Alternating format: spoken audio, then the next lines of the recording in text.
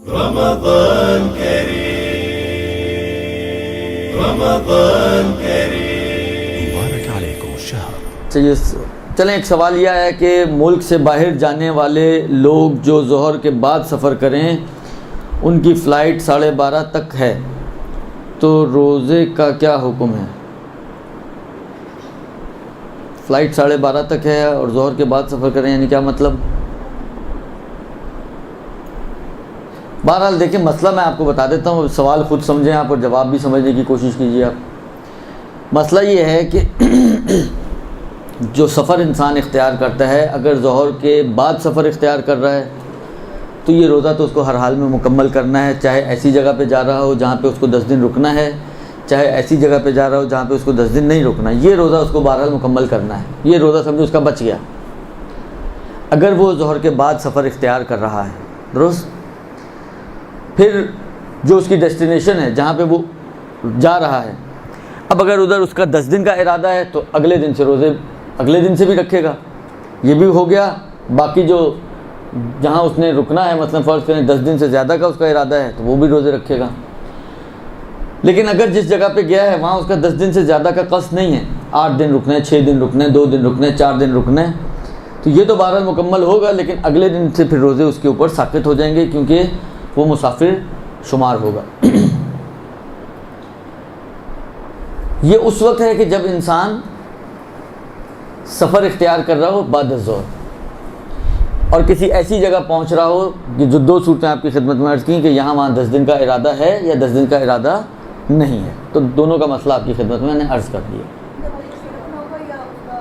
نہیں، اگلے دن تو سفر میں ہے نا وہ. اگر 10 دن کا ارادہ کسی جگہ، مثلا مجھے یہاں سے لاہور جانا ہے، میں 4 بجے 5 بجے کی کسی ٹرین میں بیٹھا ہوں، 7:30 بجے حالات پلس مائنس روزہ کھل جائے گا. لیکن اگلا دن فرض کریں میرا سفر میں گزر رہا ہے، ابھی تو لاہور نہیں پہنچا ہوں میں، ابھی تو پتہ نہیں ٹرین حیدرآباد بھی کراس کی ہے یا نہیں کی ہے. ہماری ٹرینیں تو ماشاءاللہ اسپیشل ہوتی ہیں.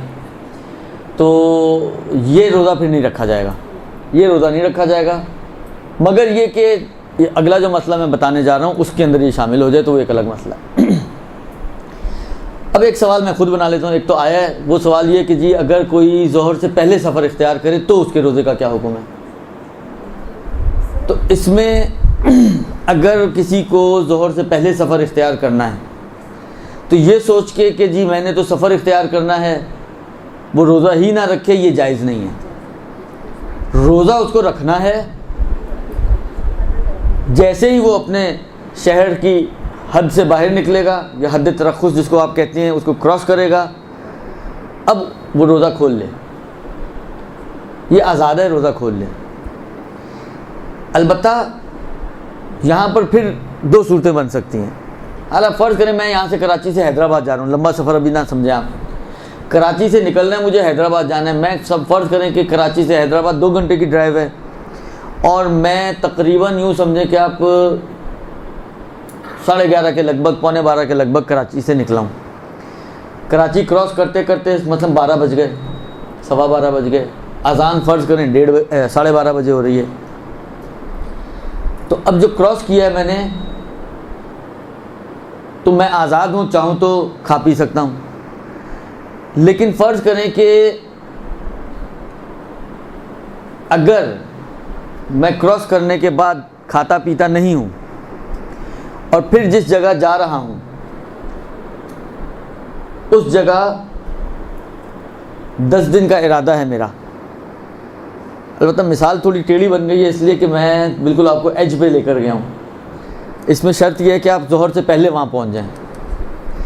حالانکہ ایسی مثال بنائیں کہ حالانکہ آپ تھوڑا پہلے نکلی ہیں، کراچی کراس کر چکی ہیں، ابھی آپ معلق ہیں، برزخ میں ہیں، کراچی اور حیدرآباد کے درمیان ہیں، اور یہ وہ پورشن ہے جس میں آپ آزاد ہیں، چاہیں تو کھائیں چاہیں تو نہ بھی کھائیں، آپ کی مرضی ہے. لیکن اگر آپ کا قصد یہ ہے کہ آپ حیدرآباد 10 دن رکیں گی، مثلا کوئی مجلسیں پڑھنے گئی ہیں، کوئی درس دینے گئی ہیں، 10 12 15 دن کا آپ کا پروگرام ہے اور آپ نے 10 12 15 دن حیدرآباد رہنا ہے اور آپ ظہر سے پہلے ہی وہاں پہنچ گئی ہیں. اب اگر آپ کھا چکی ہیں تو آپ آزاد ہیں، اس دن کا روزہ آپ کا نہیں ہے. لیکن اگر آپ نے نہیں کھایا پیا اور آپ حیدرآباد پہنچ گئی ہیں یا کہیں اور سے آ رہی ہیں، اپنے وطن میں ظہر سے پہلے داخل ہو گئی ہیں، اور آپ نے کوئی ایسا کام انجام نہیں دیا ہوا جو روزے کو باطل کرنے والا ہے، تو یہاں پر ضروری ہے کہ آپ روزے کی نیت کریں اور یہ دن روزہ آپ کا مکمل کریں گی اور یہ روزہ آپ کا کاؤنٹ ہو جائے گا۔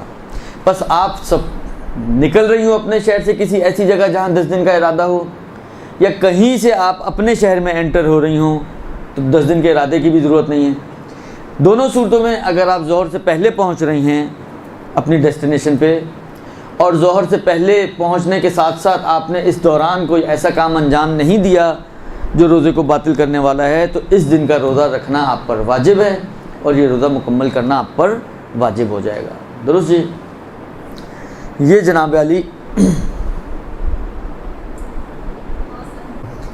اگر نماز کا وقت 12:30 بجے ہے اور 12:30 بجے حد ترخص کراس کی،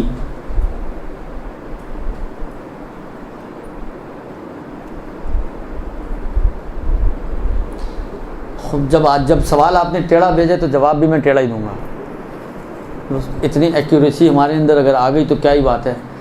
حالانکہ احتیاط کا تقاضا یہ ہے کہ اس کو پورا بھی کرے اور اس کی قضا بھی کرے، درست؟ ورنہ اگر آپ اس احتیاط سے بچنا چاہیں تو 2 منٹ کھڑی رہیں، 1 منٹ، کیونکہ ضروری ہے کہ ٹھیک 12:30 بجے آپ حد ترخص کو کراس کریں، 2 منٹ اس سے پہلے کھڑی رہیں، آپ 1 منٹ اس سے پہلے کھڑی رہیں، حالانکہ آدھا سیکنڈ اس سے پہلے کھڑی رہیں، جیسے ہی ٹائم پورا ہو جائے پھر کراس کریں، یا تھوڑا تیز چلیں اور آدھا منٹ 1 منٹ پہلے کراس کر لیں۔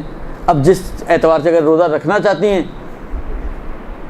تو رک جائیں اور وقت ہونے کے بعد کراس کریں، اور اگر نہیں رکھنا چاہتی ہیں روزہ تو جلدی چلیں اور آدھا 1 منٹ پہلے کراس کر لیں۔ دونوں ہاتھ اختیارات آپ کے پاس ہیں، آپ یہ کام کر سکتے ہیں۔